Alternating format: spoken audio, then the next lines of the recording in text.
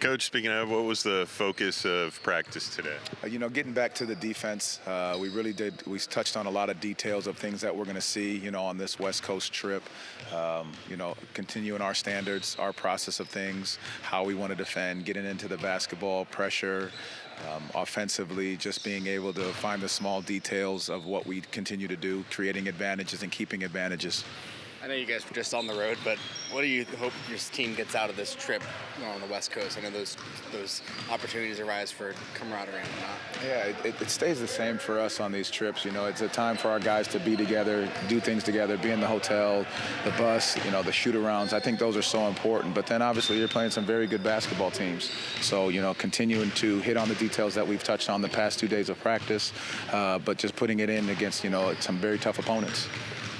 Anthony's obviously going to be stepping into a bigger role with Jalen out perhaps, but he's been kind of climbing into that throughout the course of the season. What have you seen from AB as he's developed over the course of these 26 games this year? I just think it stays with the mindset for him more than anything. I think his confidence when it comes to how he's playing, his ability to attack the basket in transition, making those decisions when he gets to the basket, whether he's finishing or he's spraying it out to teammates.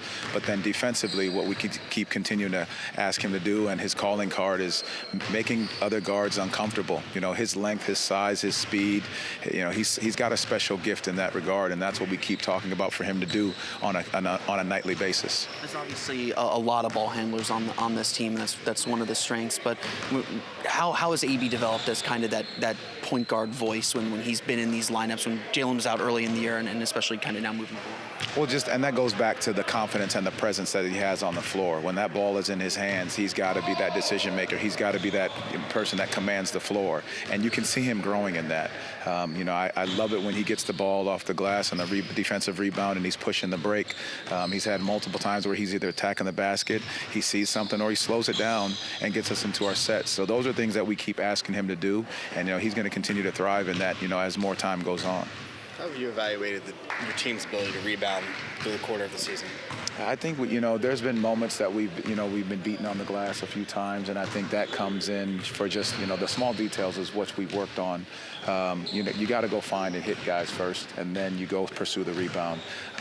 We've gotten hit in times where we'll just try to leak out and get on an offensive break, but our ability to finish possessions off defensively is the key for us being successful. Nuggets have a lot of unique metrics, whether it's their efficiency or elbow points or all those type of things. How unique of a team are they to game plan for? They're very difficult. I mean, those guys that have been together for quite some time. They're the reason they've been champions.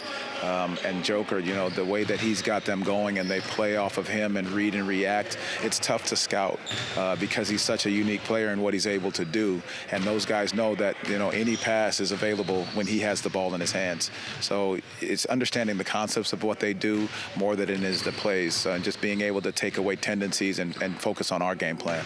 I don't know how much time Jalen's going to miss. What was he able to do in practice today? He wasn't able to go do much in practice, just recovering and move around on the bike a little bit. Thank you all. Appreciate it. Thank you.